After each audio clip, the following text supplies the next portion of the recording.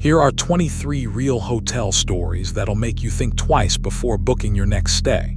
From creepy noises to nasty surprises, these tales might just keep you up all night. Ready to hear what really goes on behind those hotel doors?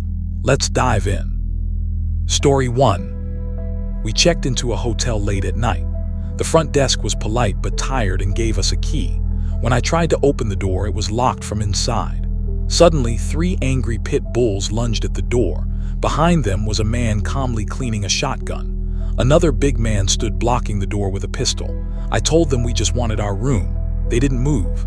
We ran back to the front desk. My dad asked for a refund. The clerk sighed and said, "Someone was in your room, huh?" No more explanation. We woke our grandparents, locked all the doors, and tried to forget. Even years later, I always check the lock carefully before entering a hotel room. Story 2. In summer 1986, my friend Stacy and I went to Hungary for a dream trip. The hotel was dark, smoky, and creepy. The clerk barely looked at us and seemed suspicious.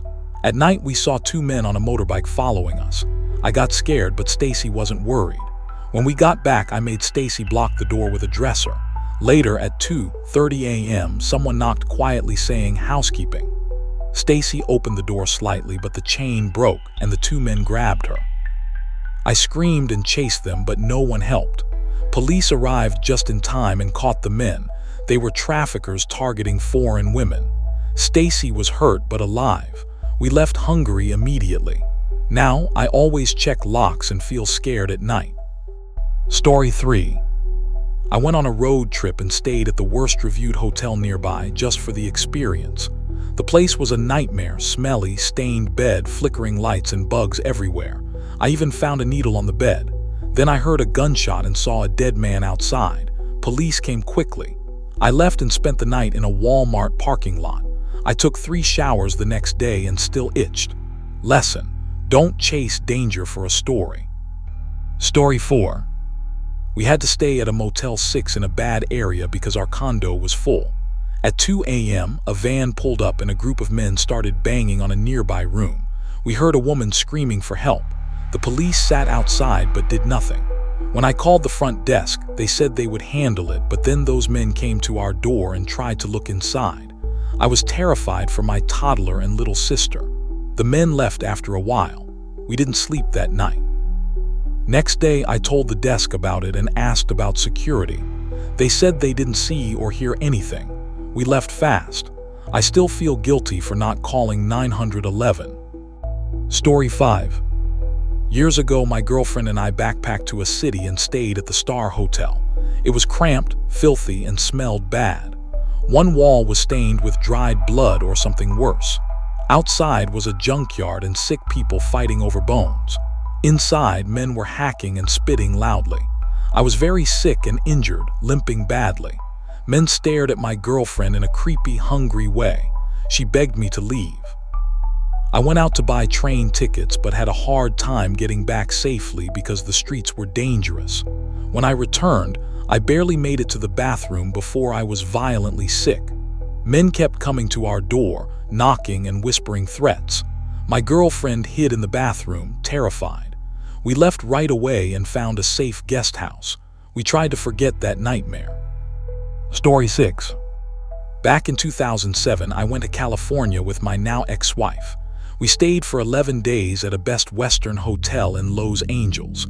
We had a great time. Every day, we would come back to the hotel, go to the pool, and then enjoy our room. After 3 or 4 days, when we came back to the hotel, we saw a new couple in the room next to ours. No big deal. We said hello and went back to our room. Later that night, we heard a lot of noise outside. I got up and looked through the window. I saw the guy from the new room yelling very loud. He was coming back from the nightclub near the hotel. He must have had a bad night with his partner. I was still naked, so I didn't open the door. I just went back to bed and watched TV. Time passed, and about half an hour later, I heard a loud noise near my door. I got up again. The guy was back outside yelling, and he had a fire extinguisher in his hand. The noise was him hitting the vending machine with the fire extinguisher. He broke it. Things were getting less funny. I come from Switzerland, a small country. I have never been robbed or hurt. I could leave my house open for days and no one would steal anything. Now I was 10,000 km from home and this guy was ruining my hotel stay. But it got worse. He started hitting our door with the fire extinguisher. He yelled that if we didn't open the door, he would kill us. I was behind the door naked, not sure what to say. I stayed there for 5 minutes trying to think. Then I said something like, "Who are you? We did nothing wrong." The guy kept yelling and didn't listen. I went back to bed very scared. Then the guy threw the fire extinguisher in the hotel pool and went back to the nightclub to cause more trouble. The story could have ended there, but half an hour later, I heard the police come with 3 cars. I got up again and looked through the small hole in the door. I saw the same guy, his girlfriend, and 5 police officers. The guy was handcuffed and was being asked questions right in front of me. Here is what happened. The guy and his girlfriend went to dinner and got very drunk. They went to the nightclub near the hotel. Things were fine until the girl got so drunk she started flirting with other guys. The boyfriend got upset and they began yelling at each other in the club. Club security got upset with the guy and kicked him out. The girl stayed. They said the guy could come back later after he calmed down. The guy came back to the hotel, but he didn't have the room key. He thought his girlfriend was in their room. He started yelling all over the hotel. He didn't know the key was missing. He went back to the nightclub, but security wouldn't let him in again. He got very angry and decided to get a fire extinguisher and break things in the hotel to punish his girlfriend. But he was so drunk that he thought our room was his room. He thought his girlfriend was in our room, but she wasn't in either room. She was still at the club. That is why he yelled at us and tried to open our door with the fire extinguisher. The hotel lobby finally called the police. The next day, we woke up to a destroyed vending machine, a fire extinguisher in the pool, and a smashed room door. The hotel manager gave us 2 free days to stay because of all the damage. Story 7.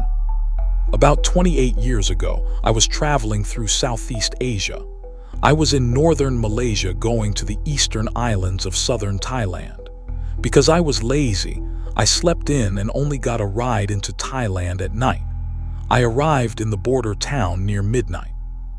I had no hotel booked like usual. I stayed in guest houses that were sometimes just extra rooms in someone's house. The only place in the Lonely Planet guide for the town was locked for the night. I had made friends with an English couple on the bus, but they planned to stay out all night on the street. It was already past midnight, and the ferry to the island was very early. Every hour that passed made the hotel less useful. Finally, I decided I would not stay outside all night in a strange town. I asked a taxi driver for a hotel, any hotel. He took me to one that looked okay. My standards were low. At the front desk, which was more like a little booth, a bored worker told me the room was 140 baht for the night. That was almost 3 times what I usually paid. I thought this better be a good hotel. I started up the stairs, and at the top of the first flight I met a very drunk Thai man. He was friendly and smiling but wasted. I thought, maybe this is not a great hotel. I went to my room. Like many guest houses back then, there was chicken wire on the top foot of the wall, so you could hear everything outside. The room seemed clean, but the bed had no mosquito net. This was bad because mosquitoes can carry malaria and other bugs. In the bathroom, they had a small water container, so mosquitoes could breed there for sure. I went to bed. I used sheets sewn into a sleeping bag, a good trick for hot, sketchy places, and covered my whole body except my mouth and nose. Soon after closing my eyes, a loud fight started between a Thai man and woman. They shouted at each other. I couldn't understand but listened. Then I heard moaning from another room getting louder and louder. It hit me I was staying in a brothel. For the rest of the night, I heard strange sounds. I got some sleep but woke up with 8 mosquito bites around my nose and mouth, the only exposed parts. I left and, as you can guess, never came back. Please stay somewhere safer. Story 8. When I was 24 years old, I think I accidentally lived through a horror story, not the kind you hear around a campfire. I was studying abroad in a city called Lumurg and decided to take a short solo trip to Nordvik, Norway. The plan was simple: see the aurora, stay a few nights in a cheap hostel, then come back. What I didn't know was that the hostel wasn't really a hostel at all. I arrived late at night. The place was a guy's house. He had changed 2 attic rooms into dorms and rented out beds. I guess that's legal. I don't know. He met me at the door and walked me upstairs, pointing to a bed that was no more than 30 cm from another one. Someone was already sleeping there. No lockers, no curtains, no privacy.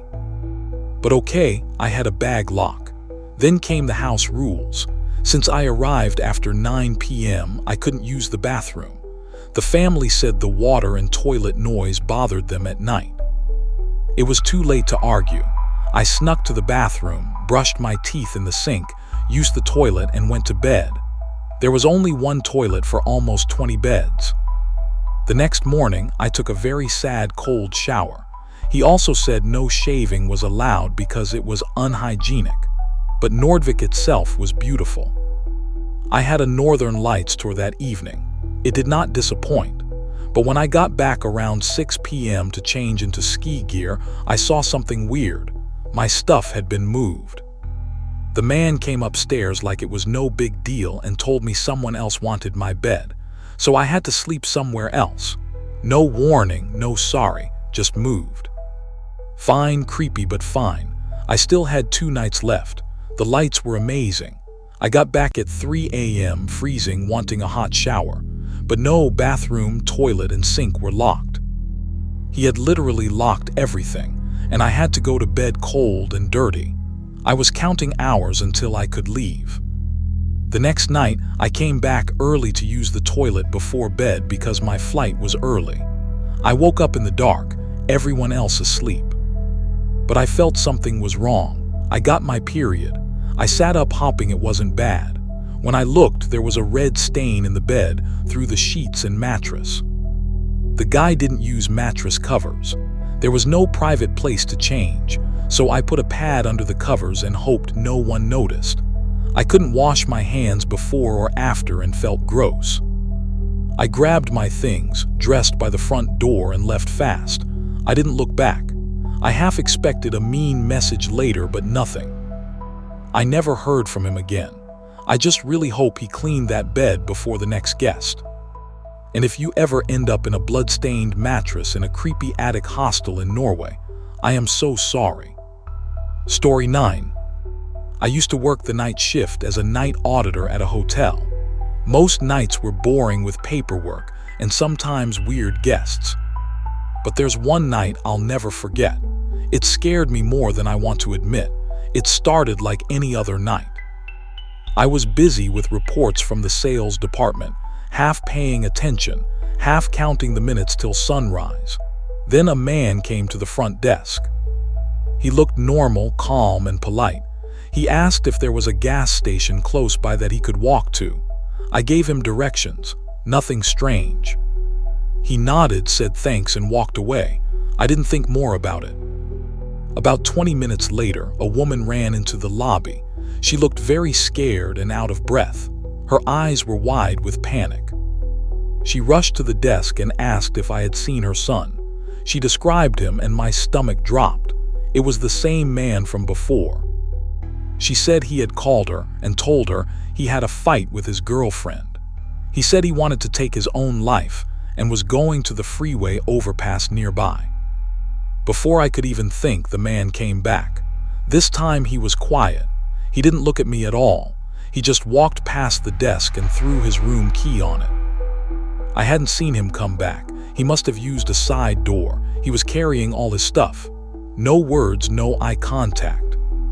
I checked his reservation. No phone number, no emergency contact, nothing. His room was paid in cash. On paper, he was clean.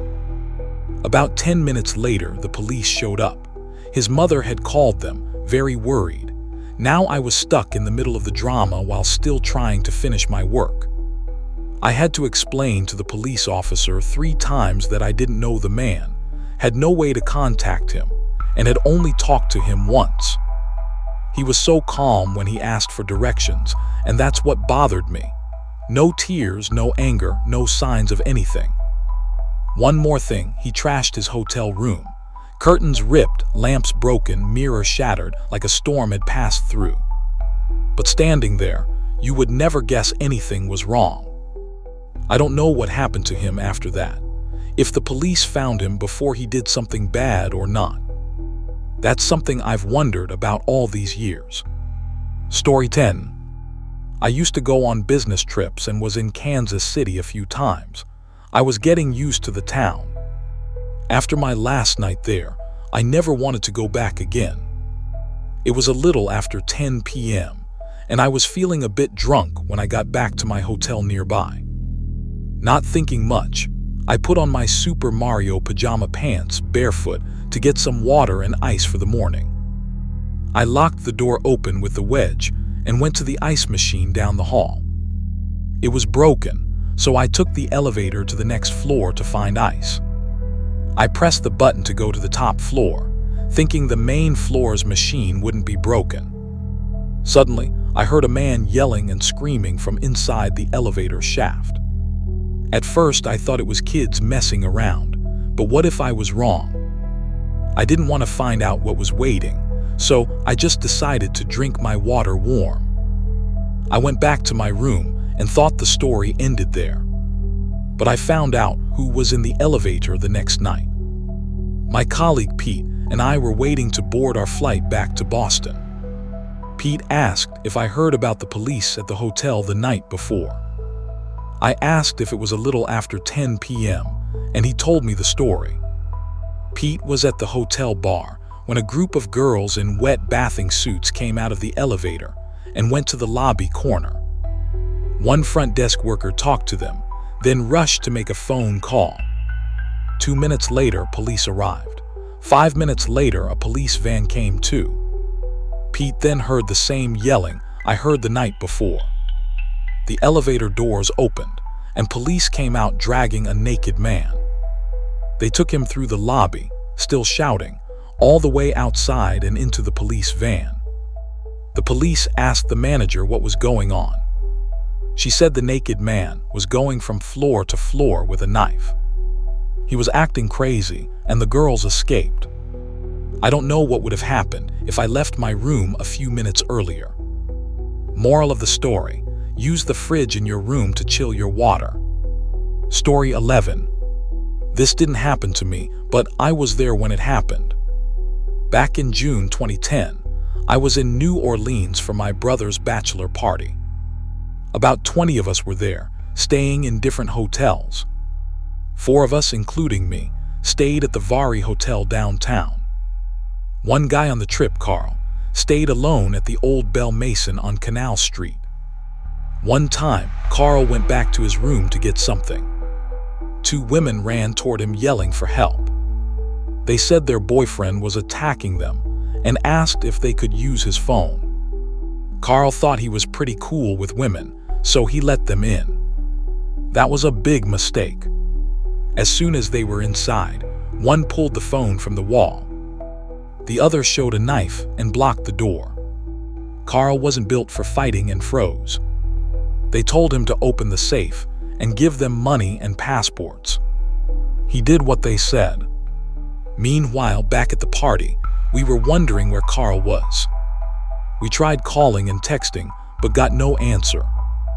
Hours passed, and Carl's roommate was missing too. Some of the guys went to the Bell Mason and knocked on the door. No one answered. A cleaning lady was there making beds, and the rooms were empty. They asked the front desk if they'd seen Carl. The desk wouldn't say anything unless you proved you knew him. Finally, Carl found us and told the whole story. Knowing Carl, we sometimes don't believe him, but this time it made sense. Right after the women left, Carl called the front desk. Security came up, got a description, and ran down to the casino floor. There, the women were still hanging out like nothing happened. Security got Carl's stuff back, passports and all. The hotel even gave him, and his room, a free upgrade to a suite to say sorry. If this had happened to anyone else on the trip, we would have freaked out. But with Carl, we still joke about it today. Story 12. We were driving through rural New Mexico, heading to California with my newborn and partner. This was just before everyone had smartphones. We were young, broke, and tired. So we stopped at the first place with a parking lot big enough for our U-Haul. The motel was called Sunset Rest Inn. Honestly, the name should have been a warning. I walked up to the front desk and asked how much the room cost. The woman said it was $50 a night. After a long day of driving, that sounded okay to me. I said, "I'll take the room." She paused, looked at me with a confused face and asked, "Are you sure?" That should have been my second warning. She gave me the key, but told me to check the room before paying. At first, the room looked normal: 2 beds, a TV, a table with chairs. Nothing fancy, but we only needed it for the night. I went back, liked it, and paid her later. We walked around the area for a bit, then came back to settle in. When I pulled back the comforter on one bed, a huge cockroach-like bug flew around the room. I quickly threw the blanket back over the bed. I decided I'd just sleep on top of the comforter. When I sat down, I realized the bed didn't even have a proper mattress. It felt like plywood with a thin layer of foam on top. As we looked more, we found trash hidden in weird places. It seemed like someone tried to clean quickly and just shoved things wherever. My partner can sleep anywhere, so she was out cold fast, as was the baby in his portable bed. But I couldn't sleep at all. Weeks later, I was watching CSI, and the same motel showed up as a crime scene. They even joked about how awful the place was. Story 13. When I was about 10, my parents took me on a weekend trip. We stayed at a cheap motel just off the highway. Nothing fancy: 2 beds, a tiny bathroom, and faded wallpaper. The room had a weird feature: a locked door inside the wall that connected to the next room. It's usually only useful if you've booked both rooms with family or friends. Otherwise, the door stays shut.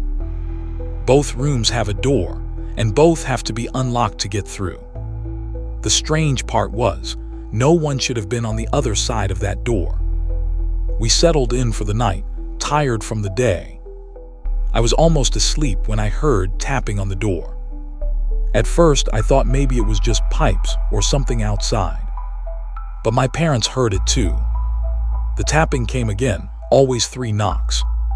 Quiet enough that we had to listen carefully. I looked at my mom. Her eyes were wide, staring at the door like it might open any second. My dad sat up tense but didn't move. No one said a word. The knocking went on for minutes, then stretched for hours. It was never loud or urgent, just persistent. Like whoever was on the other side didn't want in, but wanted us to know they were there. My dad thought about banging back, but he didn't. Neither parent went to the front desk or called for help. We just sat there, frozen, listening. As a kid, I wasn't scared, just tired and confused. But my parents were afraid, and looking back, if your parents are scared, you probably should be too. Eventually, the knocking stopped. At some point, I fell asleep. When I woke, it was morning, and sunlight was pouring in. It was like nothing had happened. We didn't talk much about it afterward. We just packed up and left like normal. But sometimes, late at night, I think about that door. I wonder who was on the other side, standing in the dark. Were they knocking for help, or waiting for us to open? Story 14. I used to work at a pretty nice hotel in Florida. One day, after a bad stretch of thunderstorms, I had to clean the pool. Normally, they called a pool guy for big jobs like this, but the manager told me to handle it.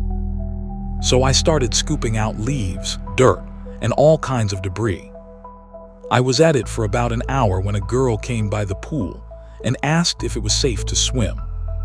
I gave her a look like, "Are you serious?" She said she just wanted to dip her legs in and decided to lie down on a chair while I finished. After about 10 to 15 minutes, I noticed some strange bugs swimming around the pool, heading toward her feet. I shouted for her to get out immediately, but she looked at me like I was crazy. Then she saw about a dozen large, weird water beetles, those big, creepy ones that bite toes. She freaked out and ran away, which I totally understood. I went and got the manager, telling him we needed the pool guy or for him to clean it himself because I wasn't dealing with those monsters. He even opened a pool filter and found about 15 of those giant water bugs. It was a sight you don't forget easily. Story 15. My girlfriend and I went to a concert last summer in a small town out east.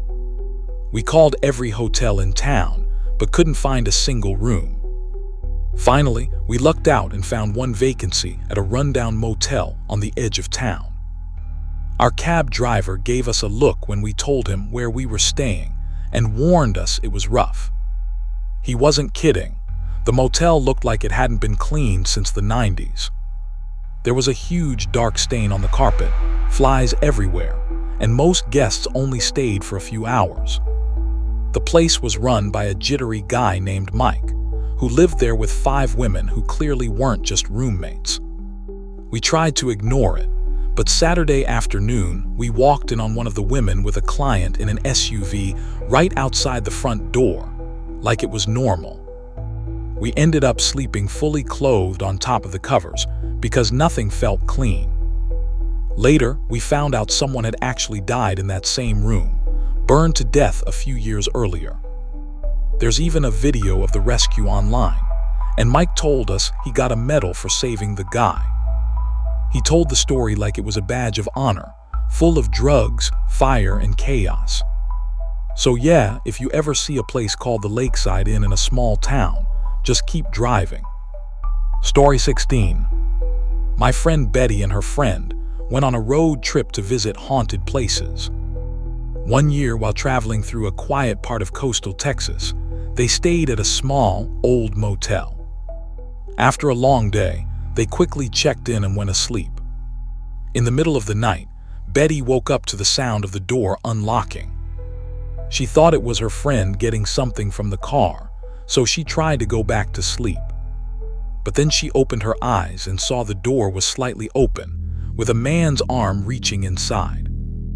Betty jumped up and slammed the door shut with all her strength. She and her friend called the police, who took a while to arrive. The front desk clerk seemed suspicious and was holding his arm oddly, but without cameras or witnesses, the police couldn't do much.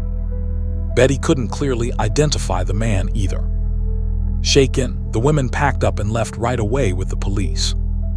They kept going on their trip, but felt less excited about their haunted adventures after that night. Story 17. We stopped at a Super 8 motel off the highway in Florida for one night because we were tired from driving. The room smelled really strong, like bleach or some kind of harsh cleaner. It made our eyes water and throat burn. There were 2 beds, but both had old plastic covers on the mattresses that crackled when you moved. It felt more like a hospital than a motel. Some hangers in the closet were broken, and the TV was cracked open with torn paper stuffed inside to keep it from falling. Behind the TV, the wall had greasy stains, and the emergency exit map was missing.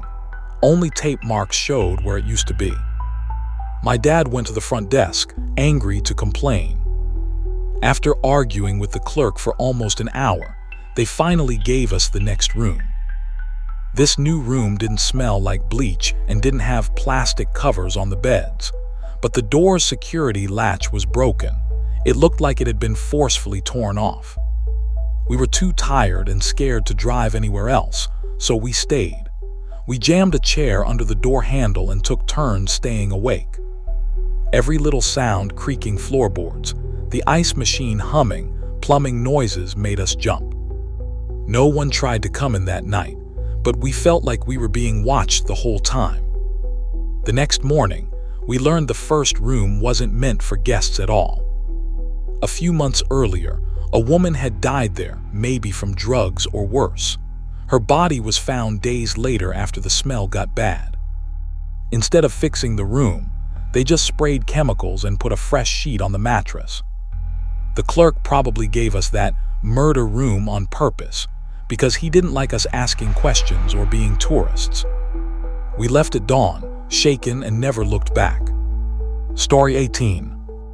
This happened in the mid-2000s, way before hotel review websites were popular. I was staying at a cheap hotel in Hamburg, Germany. Unbeknownst to me, right across the street was Rot Flora, a theater that's been squatted by anarchists and extremists since the 1990s. The night before, the squatters had beaten up a guy they thought was a skinhead, nearly killing him. The night I was there, the police arrived to arrest some suspects, and things quickly turned into a minor riot. Around 1:00 a.m., some of the squatters broke into the hostel and burst into our room, maybe to hide from the police or to prepare to throw things out the window. I had a hard time convincing them to leave us alone. Luckily, someone had already called the cops, and when the sirens got loud, the squatters scattered. Through it all, the hotel owner stayed surprisingly calm. When I asked why he hadn't called the police himself, he said, "I have to live here." I guess I understood what he meant. Story 19. I was staying with a friend on short notice and needed a place for 1 week. I managed to book a nice hostel for 6 nights, but for the first night, I had to find somewhere else. Right next door was a terrible hostel, but I figured I could handle 1 night. I'd stayed in plenty of crappy places before, how bad could it be? Turns out, it was basically a homeless shelter filled with hoarders and people struggling with drug problems. I checked in at a fold-out table in the parking lot. The lady running it didn't seem to be around much. As I walked up, there were rough-looking people drinking on the walkways and piles of crap everywhere. When I got to my dorm room, it was worse. Only 1 bunk bed that wasn't covered in junk, so I assumed it was mine. The kitchen looked like it hadn't been cleaned in years, and the bathroom was full of cockroaches and grime. My jaw literally dropped. I grabbed my valuables, left them on the bed, and decided to stay out at a bar as late as possible. When I got back around 2:30 a.m., I curled up on the bed with my head on my backpack, just trying to get a few hours of sleep. At sunrise, I got out of there as fast as I could and spent the day on the beach with my friends, recovering from the nightmare. In hindsight, I probably would have been safer just sleeping on the street. Story 20. I was driving back from New York with my dad, and since it was already late, he booked a cheap hotel. I think it was a Motel 6 somewhere near a small town in Pennsylvania, maybe close to Gettysburg. We were low on cash and needed money for gas, so we chose a non-smoking room.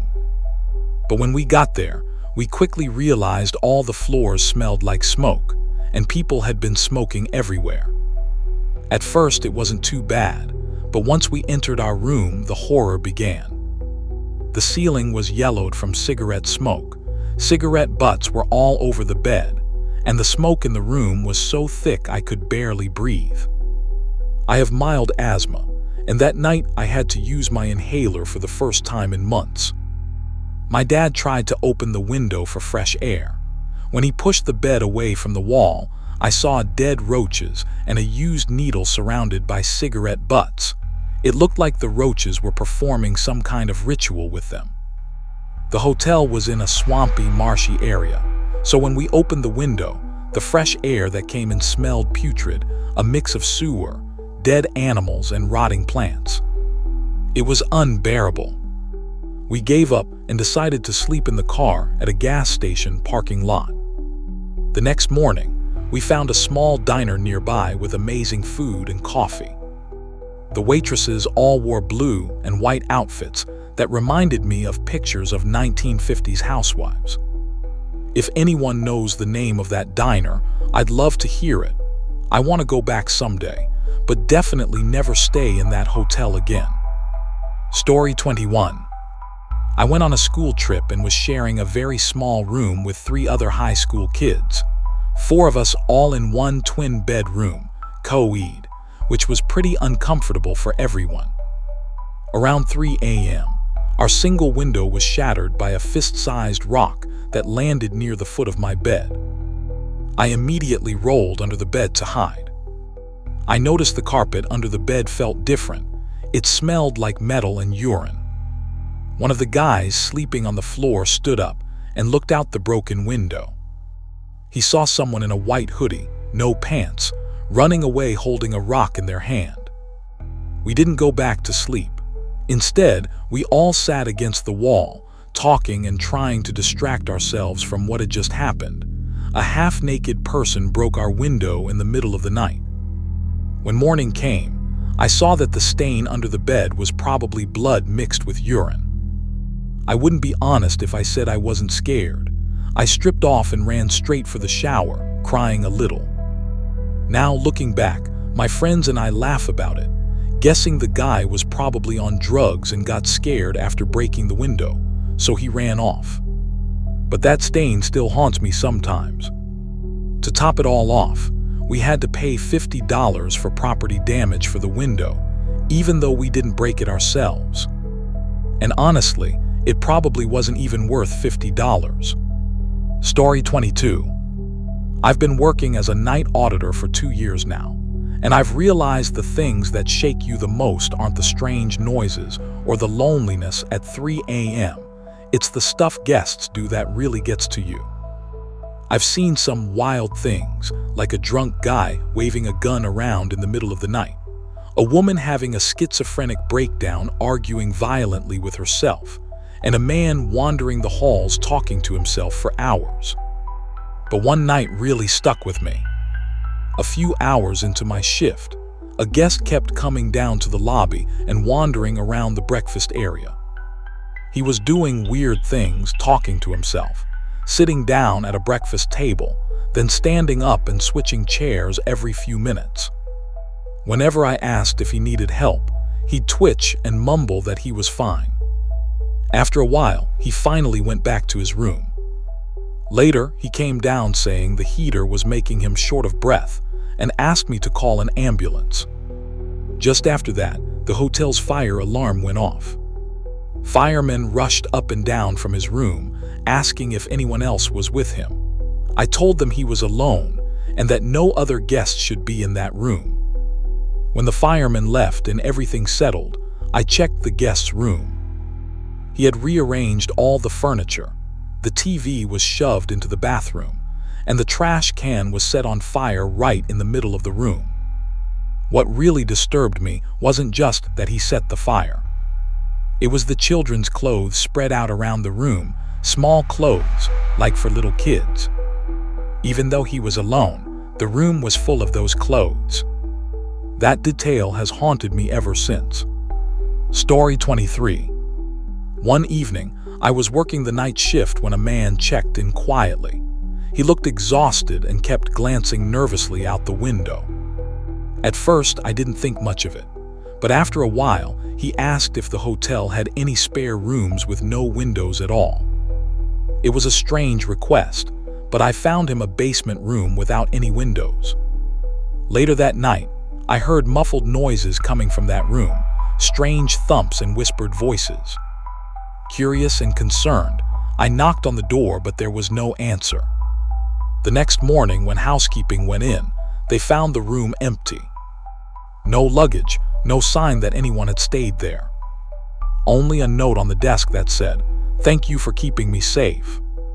To this day, I wonder what that man was hiding from or protecting himself against. Thanks for joining me on this unsettling journey through the world of shady motels and haunted rooms. If you ever find yourself checking into a place that gives you the creeps, trust your gut and maybe sleep with one eye open. Don't forget to share your own eerie travel stories in the comments below. And if you're brave enough, subscribe for more tales that will keep you up at night. Until next time, stay safe out there, and remember, some doors are better left unopened. Good night.